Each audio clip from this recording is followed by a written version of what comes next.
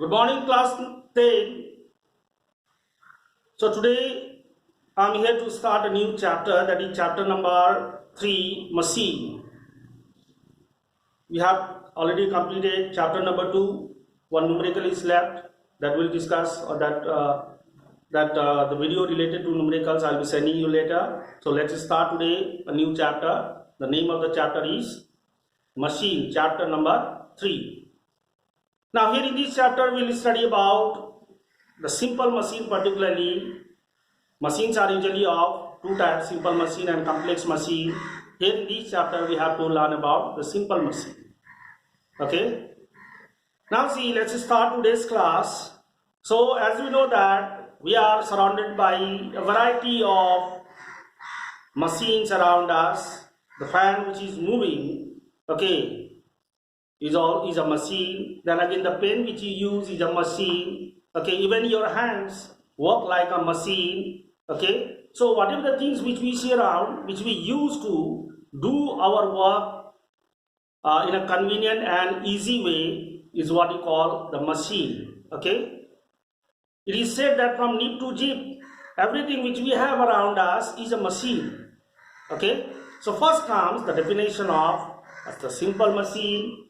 Okay, so here in the beginning, what we are going to do is that we'll try to clear all the terms that are related to this machine, simple machine.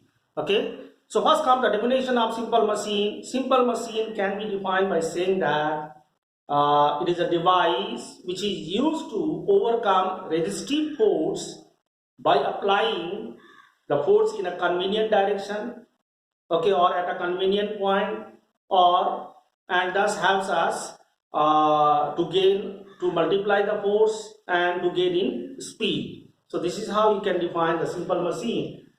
Now the terms related to the simple machine, okay, the terms related to the simple machine, like first comes a load. Okay, load, like suppose there is a stone which you need to move with the help of a stick. Okay, and we need a support here. Okay, this is the load. This is the weight which we require to overcome. So the resistive force which is required to overcome by the machine is what we call the load. Okay, and the force which you need to apply on the simple machine to overcome the resistive force is what we call the effort. Okay, effort. This load is usually denoted by capital L, and then this effort is denoted by capital E. Okay. Now after that comes the next term, that is mechanical advantage. Mechanical advantage. Okay, mechanical advantage. Advantage of a machine, of a simple machine. Mechanical advantage of a simple machine is defined as the ratio of the load to be overcome and the effort to be applied on the machine. Okay, so as it is a ratio, it does not have any unit. That also you need to remember.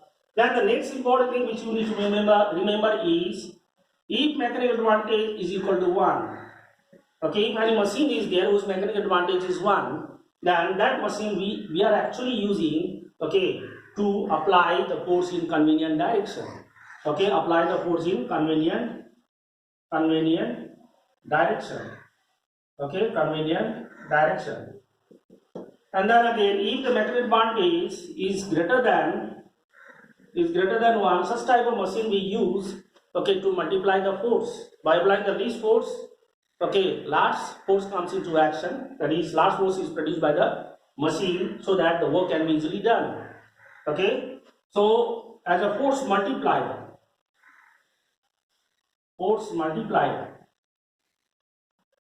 Okay, then again next comes, if the mechanical advantage is less than 1, then such type of machine, okay, we use to gain in speed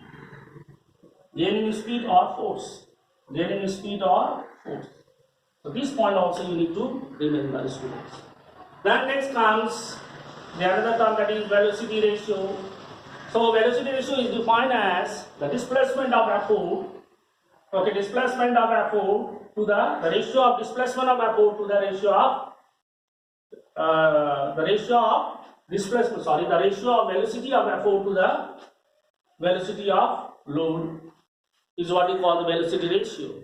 Okay, once again, velocity ratio is the ratio of velocity of effort to the velocity of load. Okay, or see, in place of velocity I can write displacement by the time taken, and again displacement of effort and displacement of load by time taken, same time it takes.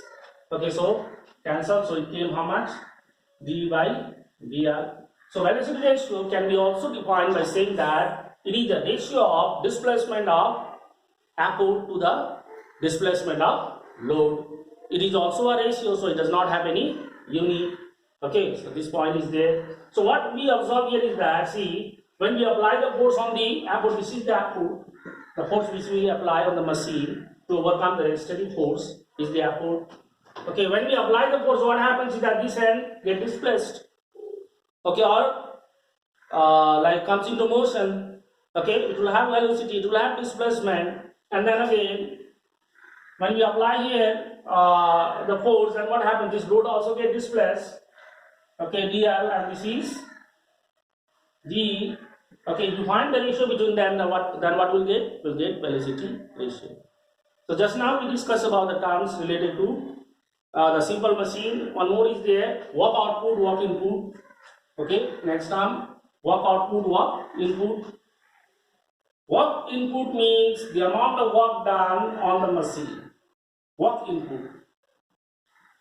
The amount of work done on the machine is called work input, and work output means the amount of work done by the machine. Okay, or obtained from the machine. Work output. Okay, work output. So after knowing work input, work output, now we can discuss about efficiency of the machine. Efficiency of machine. Efficiency of machine. Okay. Efficiency of machine means how efficiently the machine can do the work.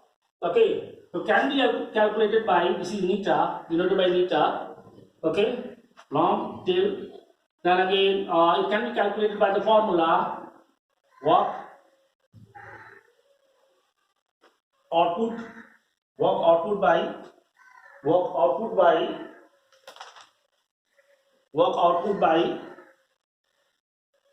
work input into 100%. Okay. Now see, this efficiency, the efficiency of machine is not always 100%. In actual practice, we don't find the ideal machine which has the efficiency equal to 100%. Okay, it is the reason is the reasons are given here that it is due to friction, weight of the moving part of the machine. Okay. Because of these two main reasons, what happens is that the efficiency is never 100%. Okay, we are asked about the reason why. In actual practice, the efficiency of machine is not or is less than 100%. So that time we need to say that it is due to the friction between the machine parts. Okay, and then weight of the machine parts. Okay, it is not always 100%. It is always less than 100%. Okay, let us keep up with this, students. Thank you very much.